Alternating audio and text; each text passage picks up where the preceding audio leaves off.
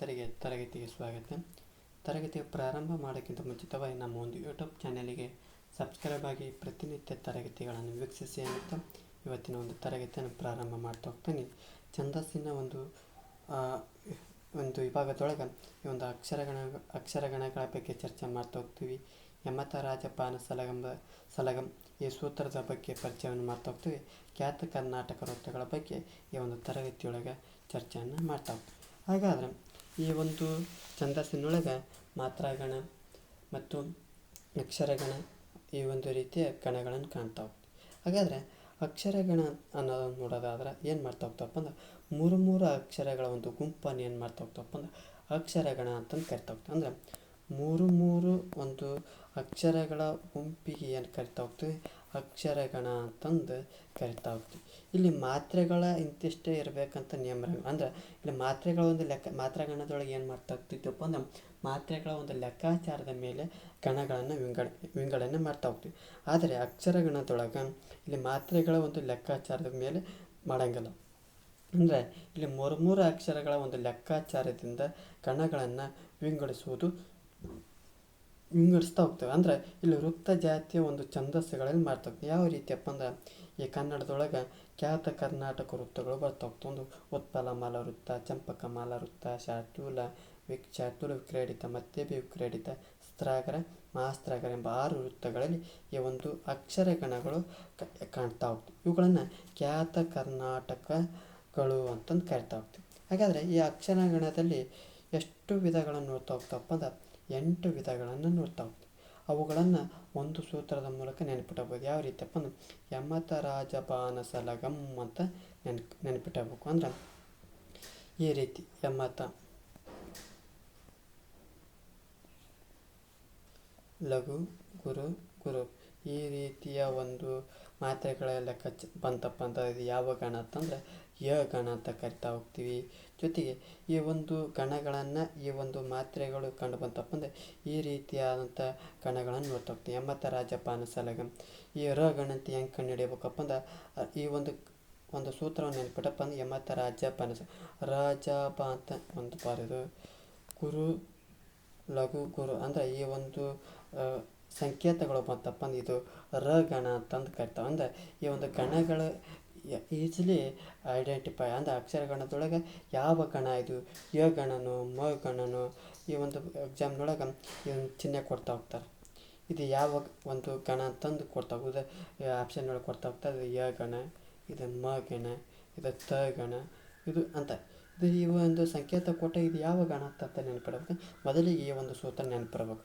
ಯಮತ ರಾಜಪಾನ ಸಲಗಂ ಈ ಒಂದು ಸೂತ್ರದೊಳಗೆ ಯಾವ ಒಂದು ಸಂಕೇತ ಆಕತ್ತಂತ ನೋಡಿದಪ್ಪ ಅಂದ್ರೆ ಮ ಗಣದೊಳಗೆ ಸಂಕೇತ ಆಕತಿ. ಹಾಗಾಗಿ ಇದು ಮ ಗಣ ಅಂತಂದು ಕರಿತಾ ಹೋಗ್ತೀವಿ. ಇದು ಯಮತ ರಾಜಪ ಅಂದ್ರೆ ಈ ಒಂದು ಅಕ್ಷರಗಣಗಳ ಒಂದು ವಿಧಗಳಂತ ನೋಡ್ತಾವೆ.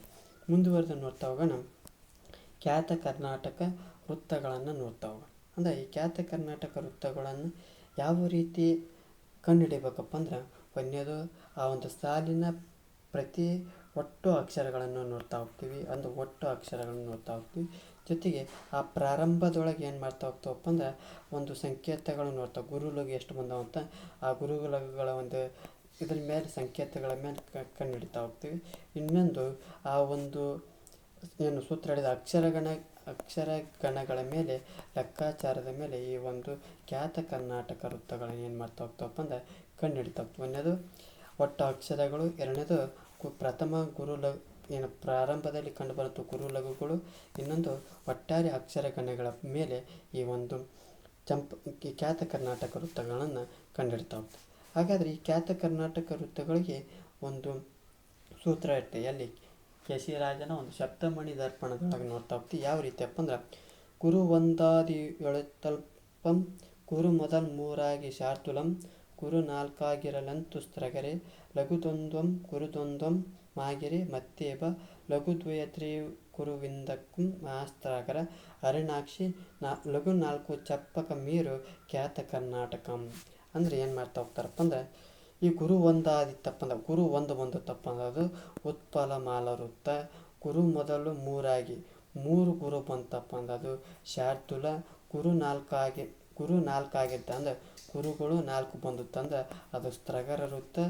ಲಘು ದ್ವಂದ್ವ ಗುರು ದ್ವಂದ್ವ ಅಂದರೆ ಮೊದಲಿಗೆ ಲಘು ಬಂದು ಆಮೇಲೆ ಕಡೆ ಗುರು ಬಂದಪ್ಪ ಅಂದ್ರೆ ಏನು ಮಾಡ್ತಾ ಹೋಗ್ತೀವಿ, ಎರಡೆರಡು ಬಂತಪ್ಪ. ಲಘು ದ್ವಂದ್ವ ಗುರು ದ್ವಂದ್ವ ಅಂದ್ರೆ ಮತ್ತೇಬ ವೃತ್ತ, ಮತ್ತೇಬ ವಿಕ್ರೀಡಿತ ವೃತ್ತ, ಲಘು ದ್ವಯ ಅಂದರೆ ಎರಡು ಲಘು ಬಂದ್ವು, ಮೂರು ಗುರು ಬಂತಪ್ಪ ಅಂದ್ರೆ ಮಹಾಸ್ತ್ರಾಗರ, ನಾಲ್ಕು ಲಘು ಬಂತಪ್ಪ ಅಂದ್ರೆ ಏನು ಕಾಡ್ತಾ ಹೋಗ್ತೀವಿ, ಚಂಪಕ ಮಾಲ ವೃತ್ತ ಅಂತಂದು ಕಂಡುಹಿಡ್ತಾ ಹೋಗ್ತೀವಿ. ಇದು ಒಂದು ಕಂಡುಹಿಡಿಯುವಂಥ ಸೂತ್ರ. ಅಂದ್ರೆ ಇದನ್ನು 2-3 ಬಾರಿ ಕಂಠಪಾಠನೋ ಪ್ರಯತ್ನ ಮಾಡಿ ಬರ್ತಾವೆ. ಅಂದ್ರೆ ಗುರು ಒಂದಾದಿ ಉತ್ಪಳಂ ಅಂದ್ರೆ ಗುರು ಒಂದು ಬಂತಪ್ಪ ಅಂದ್ರೆ ಏನು ಮಾಡ್ತಾ ಹೋಗ್ತೀವಿ, ಉತ್ಪಲ ಮಾಲ ವೃತ್ತ. ಗುರು ಮೂರಾಗಿ ಶಾರ್ತುಲ, ಗುರು ಮೂರಾಗಿ ಶಾರ್ತುಲ, ಗುರು ನಾಲ್ಕಾಗಿ ಸ್ತ್ರಗರೆ, ಲಘು ದ್ವಂದ್ವ ಗುರು ದ್ವಂದ್ವ, ಲಘು ದ್ವಂದ್ವ ಗುರು ದ್ವಂದ್ವ ಏನು ಮತ್ತೇಬ, ಲಘು ದ್ವಯ ತ್ರಿಗುರು ಏನು ಮಹಾಸ್ತ್ರಗರ, ಹರಿಣಾಕ್ಷಿ ನಾಲ್ಕು ಲಘು ಇದ್ರೆ ಚಂಪಕ ಮಾಲ ವೃತ್ತ. ಇವುಗಳ ಮೂಲಕ ಖ್ಯಾತ ಕರ್ನಾಟಕ ವೃತ್ತಗಳನ್ನು ನೆನಪಿಟ್ಕೋಬಹುದು. ಮತ್ತೊಂದು ರೀತಿಯಲ್ಲಿ ನೋಡ್ತಾ ಹೋಗೋಣ. ಮೊದಲನೇದಾಗಿ ಉತ್ಪಲ ಮಾಲ ವೃತ್ತದ ಬಗ್ಗೆ ಚರ್ಚೆಯನ್ನು ಮಾಡ್ತಾ ಹೋಗೋಣ. ಈ ಉತ್ಪಲ ಮಾಲ ವೃತ್ತದಲ್ಲಿ ನೋಡ್ತಾ ಹೋಗೋಣ. ಈ ಒಂದು ಉದಾಹರಣೆ ನೋಡ್ತಾ ಹೋಗೋಣ. ಉತ್ಪಲ ಮಾಲೆಯ ಪುದ ರಂ ನಭ ಪರಂ ಬಲ ಗಮ್ಯಗೆ ಇಳ್ದರಲ್ ಅಂತ ಹೇಳ್ತಾ ಹೋಗ್ತಾರೆ. ಅಂದ್ರೆ ಈ ಒಂದು ಸೂತ್ರನ ಅದು. ಈ ಸೂತ್ರದೊಳಗೆ ಏನು ನೋಡ್ತಾ ಹೋಗ್ತಾವಪ್ಪ ಅಂದ್ರೆ ಪರ ಪರ ಲಘು ಅಂತಂದು ಈ ರೀತಿಯ ಒಂದು ಅಕ್ಷರಗಣವನ್ನು ನೋಡ್ತಾ ಹೋಗ್ತಂದ್ರೆ ಇಲ್ಲಿ ಮಾತ್ರೆಗಳ ಒಂದು ಲೆಕ್ಕಾಚಾರದ ಮೇಲೆ ಹಾಕಂಗಲ್ಲ. ಇಲ್ಲಿ ಏನು ಮಾಡ್ತಾ ಹೋಗ್ತಪ್ಪ ಅಂದ್ರೆ ಅಕ್ಷರಗಳು ಮೂರು ಅಕ್ಷರಗಳಿಗೆ ಒಂದೊಂದು ಗಣ ಮಾಡ್ತಾ ಹೋಗ್ತೀವಿ. ಇಲ್ಲಿಲ್ಲ, ಮಾತ್ರೆಗಳ ಒಂದು ಲೆಕ್ಕಾಚಾರದ ಮೇಲೆ ಮಾಡಂಗಿಲ್ಲ. ಏನು ಮಾಡ್ತಾ ಹೋಗ್ತೀವಿ, ಮೂರು ಅಕ್ಷರಗಳಿಗೆ ಮಾಡ್ತಾ ಹೋಗ್ತೀವಿ. ಈ ಉತ್ಪಲ ಮಾಲ ವೃತ್ತದೊಳಗೆ ಎಷ್ಟು ಅಕ್ಷರಗಳನ್ನು ನೋಡ್ತಾ ಹೋಗ್ತಪ್ಪ ಅಂದ್ರೆ ಒಟ್ಟು 20 ಅಕ್ಷರಗಳನ್ನು ನೋಡ್ತಾ ಹೋಗ್ತೀವಿ. ಎಷ್ಟು ಅಕ್ಷರಗಳು? 20 ಅಕ್ಷರ. 3, 6, 9, 12,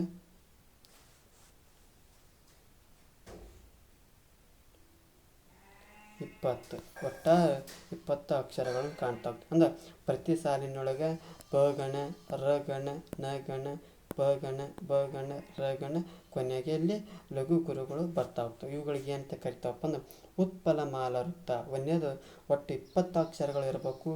ಮೂರು ಅಕ್ಷರಗಳಿಗೆ ಕಣ ವಿಂಗಡಣೆ ಮಾಡ್ತಾ ಹೋಗ್ಬೇಕು. ಒಂದೇದು ಹೇಳಿದ್ದೆ, ಒಂದು ಗುರು ಬಂತಪ್ಪ ಅಂತ ಅದು ಉತ್ಪಲ ಮಾಲ ವೃತ್ತ. ಇಲ್ಲಿ ಈ ರೀತಿಯ ಸೂತ್ರದ ಮೂಲಕ ಕಂಡುಹಿಡಿಬೋದು. ಇಲ್ಲಕಂದ್ರೆ ನೇರವಾಗಿ ಈ ಒಂದು ಸೂತ್ರ ಪರನಭ ಬರ ಲಘು ಅಂತ ನೆನಪಿಟ್ಟಬೇಕು. ಯಾವುದು? ಪರನಭ ಬರ ಲಘು ಅಂತ ಈ ರೀತಿಯ ಒಂದು ಸೂತ್ರದ ಮೂಲಕ ನೆನಪಿಟ್ಕೋಬೇಕು. ಇದು ಏನಪ್ಪ ಅಂದ್ರೆ ಉತ್ಪಲ ಮಾಲ ವೃತ್ತ ಅಂತಂದು ಕರಿತಾ ಹೋಗ್ತೀವಿ. ಎಷ್ಟೇ ನೆನಪಿಟ್ಟು ಈ ಸೂತ್ರ ನೆನಪಿಟ್ಟು ಅಂದಪ್ಪ ಅಂದ್ರೆ ನೀವು ಯಾವುದೇ ಒಂದು ಖ್ಯಾತ ಕರ್ನಾಟಕದ ವೃತ್ತಗಳ ಬಗ್ಗೆ ಆರಾಮ್ಸೆ ಹೇಳ್ತಾ ಹೋಗ್ತೀವಿ. ಯಾವ ರೀತಿ? ಗುರು ಒಂದು ಬಂದಪ್ಪ ಅಂದ್ರೆ ಉತ್ಪಲ ಮಾಲ ವೃತ್ತ, ಗುರು ಮೂರು ಬಂದಪ್ಪ ಅಂದ್ರೆ ಶಾರ್ತುಲ ವೃತ್ತ, ಗುರು 4 ಬಂದಪ್ಪ ಅಂದ್ರೆ ಸ್ತ್ರಗರ ವೃತ್ತ, ಲಘು ದ್ವಂದ್ವ ಗುರು ದ್ವಂದ್ವ ಏನದು ಮತ್ತೇಬ ವಿಕ್ರೀಡಿತ ವೃತ್ತ, ಲಘು ದ್ವಯ ತ್ರಿಗುರು ಅಂತ ಅಂದ್ರೆ ಮಹಾಸ್ತ್ರಾಗರ, ಮತ್ತು ಹರಿಣಾಕ್ಷಿ ಅಂದ್ರೆ 4 ಲಘು ಬಂತಪ್ಪ ಅಂದ್ರೆ ಏನಪ್ಪದೆ ಚಂಪಕ ಮಾಲ ವೃತ್ತ ಅಂತಂದು ಕರಿತಾ ಹೋಗ್ತೀವಿ. ಮುಂದುವರೆದು ನೋಡ್ತಾ ಹೋಗೋಣ. ಚಂಪಕ ಮಾಲ ವೃತ್ತದ ಬಗ್ಗೆ ನೋಡ್ತಾವೆ. ಚಂಪಕ ಮಾಲ ವೃತ್ತ ನೆನಪಿಟ್ರೆ ಹರಿಣಾಕ್ಷಿ 4 ಲಘು ಇತ್ತಪ್ಪ ಅಂದ್ರೆ ಯಾರು ಪ್ರಥಮ 4 ಲಘು ಬಂತಪ್ಪ ಅಂದ್ರೆ ಏನದು ಚಂಪಕ ಮಾಲ ವೃತ್ತ. ಆದರೂ ಇನ್ನೊಮ್ಮೆ ನೋಡ್ತಾ ಹೋಗೋಣ. ಒಟ್ಟು ಅಕ್ಷರಗಳು ಎಷ್ಟಿರಬೇಕು? 21 ಅಕ್ಷರಗಳು ಇರಬೇಕು. ಜೊತೆಗೆ ಮೂರು ಅಕ್ಷರಗಳಿಗೆ ಏನು ಮಾಡ್ತಾ ಹೋಗ್ಬೇಕು? ಗಣ ವಿಂಗಡಣೆ ಮಾಡ್ತಾ ಹೋಗ್ಬೇಕು. ಒಟ್ಟು ಅಕ್ಷರಗಳು 21. ಇನ್ನೊಂದು ಮೊದಲ 3 ಲಘುಗಳು ಕಂಡು ಬಂದರೆ ಅದು ಚಂಪಕ ಮಾಲ ವೃತ್ತ. ಇನ್ನೊಂದು ಸೂತ್ರದ ಮೂಲಕ ಹೇಳ್ತಾ ಹೋಗ್ತೀವಿ. ನಜ ಭಜಂಜರಂ ಬಗೆಗೊಳಿತರೆ ಚಂಪಕ ಮಾಲೆ ಎಂದಪ್ಪರ್. ಇದು ಸ್ವಲ್ಪ ಕಷ್ಟ ಆಕೈತಿ. ಇದನ್ನು ನೆನಪಿಟ್ಟನ ಕಷ್ಟ, ಉಚ್ಚಾರ ಮಾಡೋದು ಕಷ್ಟ. ಈ ರೀತಿ ಇದು ಸೂತ್ರದ ಮೂಲಕ ಮೊದಲ 4 ಲಘು ಬಂದಪ್ಪ ಅಂದರೆ ಏನದು ಚಂಪಕ ಮಾಲ ವೃತ್ತ. ಒಟ್ಟು ಅಕ್ಷರಗಳು 21 ಅಕ್ಷರಗಳು ಕಂಡು ಬರ್ತಾ ಹೋಗ್ತವೆ. ಇದು ನೇರವಾಗಿ ಹೇಳ್ತಾ ಹೋಗ್ರಿ ಚಂಪಕ ಮಾಲ ವೃತ್ತ ಅಂತ ಹೇಳ್ತಾವೆ. ಈ ಒಂದು ಖ್ಯಾತ ಕರ್ನಾಟಕ ವೃತ್ತಗಳಲ್ಲಿ ಈ ಒಂದು ಸೂತ್ರ ಒಂದು ಕಂಠಪಾಠನರ ಮಾಡಿ ಅದು ಯಾವುದೇ ಒಂದು ಖ್ಯಾತ ಕರ್ನಾಟಕ ವೃತ್ತಗಳ ಲಕ್ಷಣರನ್ನು ಕೇಳಿ ಮತ್ತು ಐಡೆಂಟಿಫೈನರ ಮಾಡಲಿ, ಏನಾರು ಕೇಳಿ ಈ ಒಂದು ಸೂತ್ರ ಗೊತ್ತದಪ್ಪ ಅಂದರೆ ಆರಾಮ್ಸಿ ಈ ಒಂದು ವೃತ್ತಗಳನ್ನು ಗುರುತಿಸ್ತೇವೆ. ಅಂದರೆ ಗುರು 1 ಇದ್ರೆ ಉತ್ಪಲ ಮಾಲ ವೃತ್ತ, ಗುರು 3 ಇದ್ರೆ ಶಾರ್ತುಲ ವೃತ್ತ, ಗುರು 4 ಇದ್ರೆ ಸ್ತ್ರಗರೆ, 2 ಲಘು 2 ಗುರು ಇತ್ತಪ್ಪ ಅಂದ್ರೆ ಮತ್ತೇಬ, ಎರಡು ಲಘು ತ್ರಿಗುರು ಇತ್ತಪ್ಪ ಅಂದ್ರೆ ಮಹಾಸ್ತ್ರಗರ ಅರುಣಾಕ್ಷಿ. ನಾಲ್ಕು ಲಘು ಇದ್ರೆ ಚಂಪಕ ಮಾಲ ವೃತ್ತ. ಒಂದು ಗುರು ಇದ್ರೆ ಉತ್ಪಲ ಮಾಲ ವೃತ್ತ. ಮೂರು ಗುರು ಇದ್ರೆ ಶಾರ್ತುಲ ವೃತ್ತ. ನಾಲ್ಕು ಲಘು ಇದ್ರೆ ನಾಲ್ಕು ಗುರು ಇದ್ರೆ ಸ್ಥಗರ ವೃತ್ತ. ಲಘು ದ್ವಂದ್ವ ಗುರು ದ್ವಂದ್ವ ಮತ್ತೆ ವಿಕ್ರಟಿತ ವೃತ್ತ. ಮತ್ತು ಎರಡು ಲಘು ತ್ರಿಗುರು ಇತ್ತಪ್ಪ ಅಂದ್ರೆ ಮಹಾಸ್ತ್ರಗರ ವೃತ್ತ. ನಾಲ್ಕು ಲಘು ಇತ್ತಪ್ಪ ಅಂದ್ರೆ ಚಂಪಕ ಮಾಲ ವೃತ್ತ ಅಂತಂದು ಹೇಳ್ತಾ ಹೋಗ್ತೀವಿ. ಈ ಒಂದು ವೃತ್ತಗಳ ಬಗ್ಗೆ ಬರುತ್ತಾ ತರಗತಿಯೊಳಗೆ ಇನ್ನೂ ಒಂದು ಉಳಿದಂಥ ವೃತ್ತಗಳ ಬಗ್ಗೆ ಚರ್ಚೆಯನ್ನು ಮಾಡ್ತಾ ಹೋಗ್ತೀನಿ. ಇವತ್ತಿಗೆ ಎಷ್ಟು ಸಾಕು ಅನ್ನುತ್ತೆ. ಈ ಒಂದು ತರಗತಿ ಇಷ್ಟ ನಮ್ಮ ಒಂದು ಯೂಟ್ಯೂಬ್ ಚಾನಲ್ಗೆ ಸಬ್ಸ್ಕ್ರೈಬ್ ಆಗಿ, ಜೊತೆಗೆ ಈ ಒಂದು ತರಗತಿ ಇಷ್ಟ ಲೈಕ್ ಮಾಡಿ, ಇಲ್ಲದಿದ್ದರೆ ಡಿಸ್ಲೈಕ್ ಮಾಡಿ. ಏನಾದರೂ ದೋಷಗಳು ಮತ್ತು ನಿಮ್ಮ ಒಂದು ಅಭಿಪ್ರಾಯಗಳನ್ನು ಕಮೆಂಟ್ ಬಾಕ್ಸ್ನ ಮೂಲಕ ತಿಳಿಸಿ ಅನ್ನುತ್ತೆ ಇವತ್ತಿನ ಒಂದು ತರಗತಿಯನ್ನು ಮುಗಿಸ್ತಾ ಇದ್ದೀನಿ. ಎಲ್ಲರಿಗೂ ಧನ್ಯವಾದಗಳು.